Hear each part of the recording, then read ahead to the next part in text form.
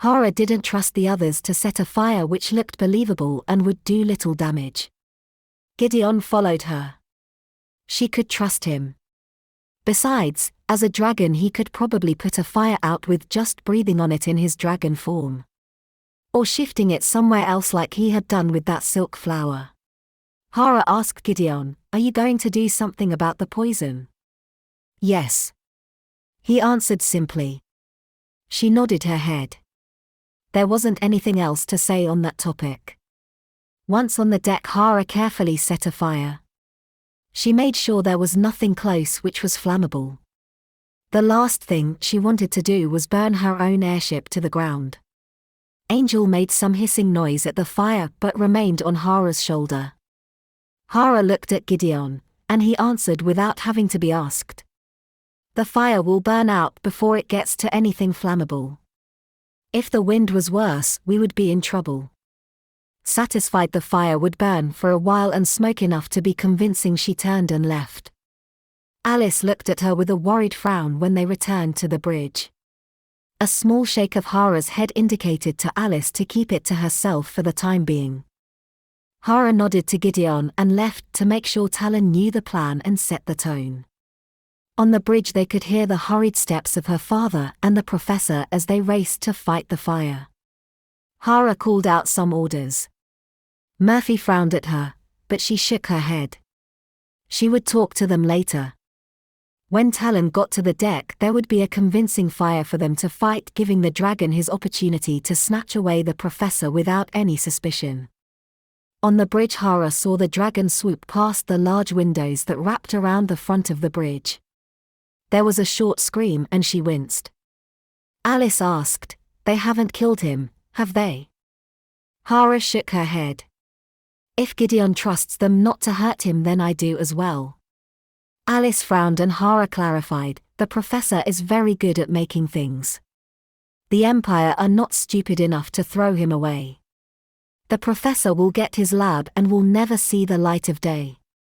He'll be happy as Larry. But Alice, you can't say anything about this again. My dad likes to eavesdrop."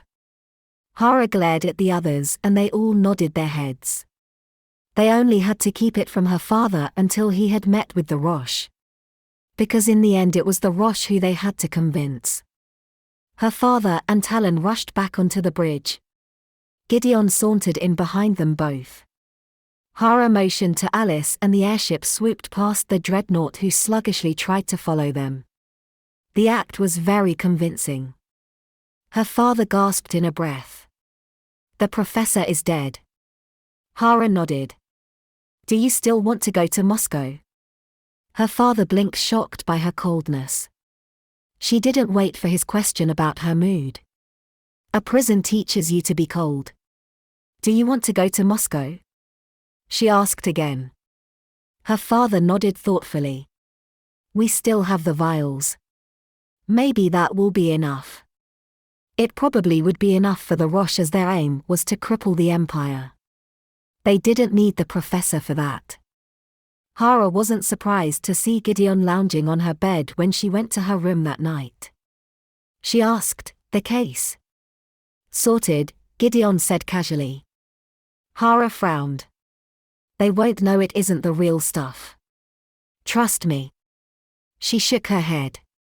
"This is my father's plan. His plans always fall to pieces and I'm usually the one holding the bag at the end of it." Gideon patted the bed next to him and she sat down. He tucked her in against him and she let him. They were quiet for a long moment. Hara said, "The last time my dad was around, he planned to con people out of a lot of money. He had me build a digging tool and told them it would cut down on costs to mine, and he had a mine in Africa. It was all going to plan when one man went to Africa and came back and he knew about the fake mines. He attacked my father. Dad almost killed him. He ran for it, but I had been knocked unconscious in the fight and I was arrested." Gideon didn't say anything but his arm around her tightened. She continued. "When I woke up they had arrested me. They discovered I was a woman, so they took me to the judge who was trying my case. He listened to my story. Hara sighed at the memories. If the judge hadn't taken pity on her, she would be dead. Prison was no laughing matter. Instead, he had given her community service to pay for her crimes. Gideon ran a hand over her hair. She accepted comfort. My dad didn't even check on me. He didn't care if I was alive or dead. I realized then he wasn't my father. But I was still so angry. Gideon's voice showed his understanding. So this is for you. Hara nodded.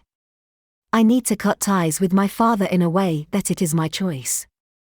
This is a farewell. Gideon said, when we release something from our collection, there is a ritual which we do. She smiled, glad he understood. He asked, are you going to be part of my collection? Hara rested her head on his shoulder. Let me finish with my father and then I'll give you an answer. Gideon didn't push, and that made her want to give in. Hara flipped the switch and turned off the air pump. She had been putting in something to help the boys shovel in the coal. Liam asked, is that it? She grinned at him. I know it seems simple, but that joint there which holds that arm took me almost 2 years to perfect. Everything in here is a culmination of thousands of clever people putting together the bits they are good at. Now help me pack up these tools. A tinker always looks after their tools.